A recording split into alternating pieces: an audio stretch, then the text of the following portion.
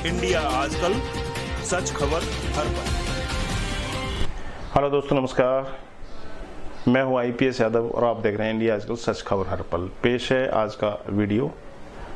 बेहद ही खूबसूरत डिस्कोर्स है ओशो का अनिद्रा के बारे में, जिसको उन्होंने जीवन शैली बताया है। तो आइए देखते हैं क्या कहते हैं अनिद्रा के बारे में ओशो रजनीश। अनिद्रा एक जीवन शैली है। प्रकृति की ओर से मनुष्य को इस प्रकार बनाया गया है कि वह कम से कम 8 घंटे कड़ा श्रम करे, और जब तक वह 8 घंटे कड़ा श्रम नहीं करता तब तक सोने का अधिकार अर्जित नहीं करता है।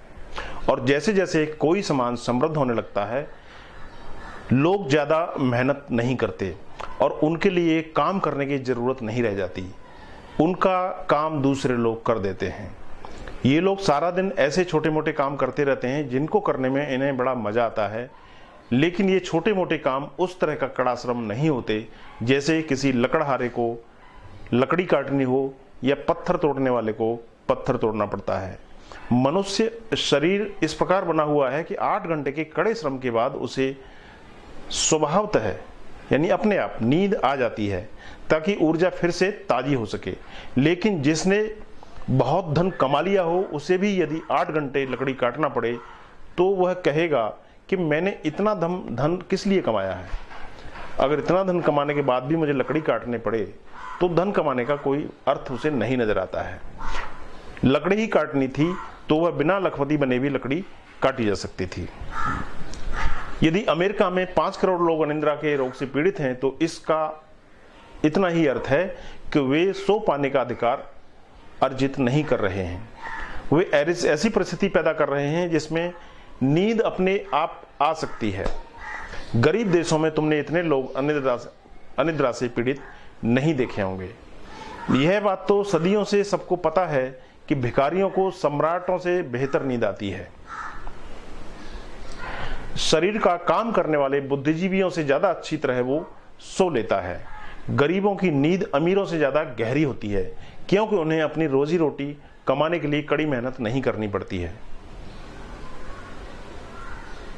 गरीबों की नींद अमीरों से ज्यादा गहरी होती है क्योंकि उसे अपनी रोजी रोटी कमाने के लिए कड़ी मेहनत करनी पड़ती है, और इस कड़ी मेहनत के साथ ही वे अपनी नींद का अधिकार भी कमा लेते हैं, अर्जित कर लेते हैं। वास्तव में होता क्या है?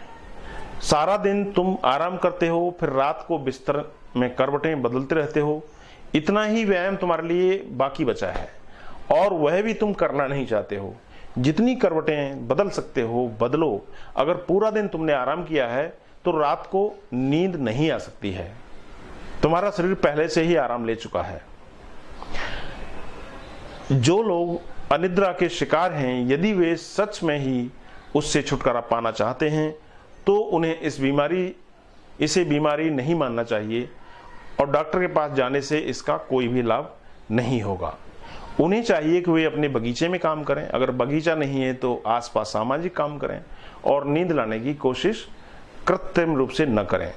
वह अपने आप आती है, स्वभावतः आती है। नींद तुम जानबूझ के या कोशिश करके नहीं ला सकते हो, वह आपके शरीर के थके होने पर अपने आप आ जाती है। लेकिन कठिनाई यह है, प्रकृति ने तो यह कभी चाहा नहीं था कि तुम लोग संसार की सारी संपत्ति इकट्ठी कर लो और बाकी लोग गरीब रहें। प्रकृति के इरादे तो यही थे कि हर व्यक्ति काम करे। प्रकृति ने कभी अमीर और गरीब की वर्ग व्यवस्था नहीं की थी। यह संभव है कि लोगों के काम अलग अलग ढंग के हो सकते हैं। यदि तुम पूरा दिन चित्र बनाते रहते हो तो उससे भी तुमको नींद आ सकती है, या फिर नकली व्यायाम खोजो, जिम जाओ, दौड़ लगाओ, लेकिन ये सब बेकार के ही व्यायाम हैं। जब तुम लकड़ी काट सकते हो जो किसी के काम आ सकती है, तो फिर तुम दौड़ क्यों लगाते हो फोकट में? उससे कुछ तुमको मिलता भी नहीं है। तुम्हारे बगीचे पर कोई आम आदमी काम कर रहा है और वह आराम की नींद सो लेता है। तुम उसे उसके काम के लिए पैसे देते हो और वह मजे से सोता है। तुम दौड़ लगाने जाते हो, कोई तुम्हें उसके पैसे भी नहीं देता, और न तुम्हें आराम से नींद आती है। दौड़ भी तुम आखिर कितना लोगे? भाई, जो व्यक्ति पूरी रात सोया न हो, करवटें बदल करके लेटा पड़ा रहा हो, उसे सुबह दौड़ने का मन कैसे करेगा? क्योंकि रात भर तो वह जरा भी नहीं सोया, नींद के लिए संघर्ष ही करता रहा, और सुबह होते ही जब उसकी आंख लगेगी तो वह दौड़ने नहीं जा पाएगा। पूरी रात करवटें बदल बदल कर तुम जरा सी तो आंख लग पाती है, और उस समय उससे कहा जाए कि जाओ दौड़ लगाओ, जॉगिंग करो, व्यायाम करो, नहीं हो पाएगा। अनिद्रा की गिनती बीमारियों में नहीं करनी चाहिए। लोगों को बस इतना बोध दिलवा देना चाहिए कि तुम शरीर की स्वाभाविक जरूरतों को पूरा नहीं कर रहे हो। लोग तैर सकते हैं, टेनिस खेल सकते हैं, लेकिन ये सब चीजें 8 घंटे के कड़े श्रम का विकल्प नहीं है। मनुष्य बुनियादी रूप से शिकारी था, मेहनत कश था। तब उसके पास मशीन गनें नहीं थी, तीर कमान थे।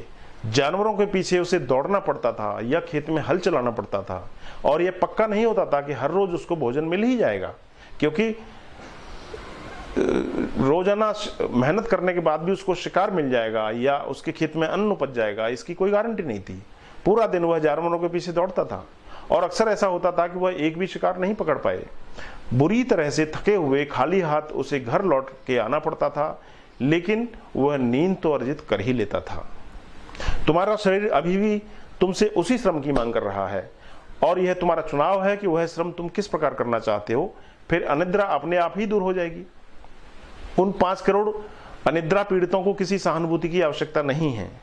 उनसे सीधे सीधे यह कह दिया जाना चाहिए कि तुम्हारे जीने का ढंग ही गलत है, इस ढंग को तुम बदलो, या फिर इस तरह की पीड़ा तुम झेलने के लिए विवश रहोगे। और यदि वे 5 करोड़ लोग दिन में 8 घंटा काम करना शुरू कर देते हैं तो एक बड़ी क्रांति घट सकती है। उन्हें अपने भोजन, अपने कपड़े या अपने मकान के लिए काम करने की तो अब जरूरत नहीं है, लेकिन वे उन लोगों के लिए काम कर सकते हैं कि जिनको भोजन चाहिए, जिनको दवाइयाँ चाहिए, और जरूरत की और भी जो भी चीजें उनको चाहिए वो उनको दिलाने में मदद जरूर कर सकते हैं मेहनत करके। यदि 5 करोड़ लोग 8 घंटा रोज गरीबों के लिए काम करने लगें तो समाज का पूरा वातावरण ही बदल जाएगा। वर्गों के बीच की जो लड़ाई है, जो खाई है, जो संघर्ष है, वह ही समाप्त हो जाएगा, क्योंकि फिर कोई वर्ग ही नहीं रहेगा। और यह समस्या रोज बड़ी होती जाने वाली है, क्योंकि हर जगह मशीनें आदमी की जगह ले रही हैं। मशीनें ज्यादा कुशल हैं, ज्यादा आज्ञाकारी हैं। मशीनों को कोई छुट्टी की भी आवश्यकता नहीं है, और मशीनें कोई लंच ब्रेक भी नहीं लेती हैं, ना कोई ब्रेकफास्ट करती हैं। मशीनें 100 लोगों का या यहाँ तक कि 1000 लोगों का भी काम एक साथ कर सकती हैं। तो जल्दी ही संसार, यह पूरा संसार, पूरी मानव सभ्यता मुश्किल में पड़ने वाली है।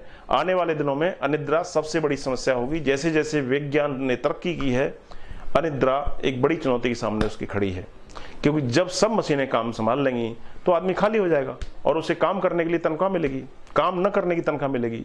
तो मैं इसे कोई बीमारी नहीं मानता। इसी बीमारी में अनिद्रा को नहीं गिना जा सकता। जगह जगह ऐसे लोगों के लिए विशेष ध्यान केंद्र होने चाहिए जो अनिद्रा से पीड़ित हैं। ध्यान उन्हें शिथिल होने में सहयोगी होगा, और जब वे ध्यान करेंगे तो उन्हें यह बता दिया जाना चाहिए कि केवल ध्यान से काम नहीं चलेगा, उनको शारीरिक परिश्रम भी करना पड़ेगा। वह उपचार का केवल आधा हिस्सा है, तुम्हें शारीरिक श्रम भी करना पड़ेगा। और मेरा मानना है कि जो लोग अनिद्रा से पीड़ित हैं वे कुछ भी करने के लिए तैयार होंगे। तो कड़े परिश्रम की अपनी खूबसूरती है। लकड़ी काटते हुए तुम पसीना पसीना हो जाओ और अचानक ठंडी हवा तुम्हारे शरीर से टकराएगी, तो उसका जो आनंद होता है, उसकी महसूस, उसकी अनुभूति वही कर सकता है जो व्यक्ति परिश्रम करता है।